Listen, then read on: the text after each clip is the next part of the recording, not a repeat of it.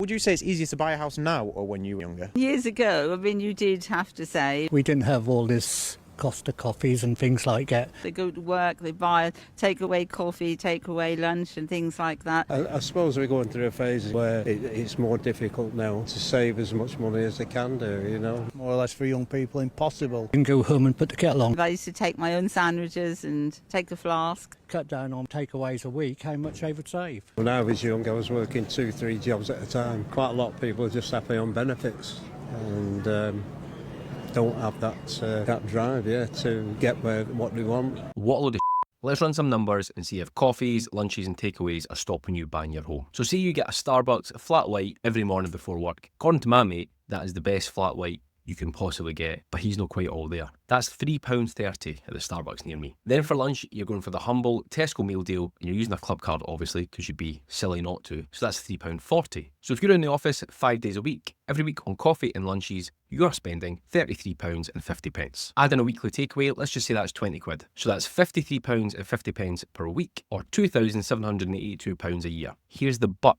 The average house price in the UK is currently £270,752. So to save a 10% deposit, which is roughly what you need to make your own lunches, take your own flask of coffee, and skip the weekly Chineses for 10 years. Would saving £2,700 every year help if you're already saving? Sure. But is your flat white and your meal deal the reason you can't buy a house? Probably not.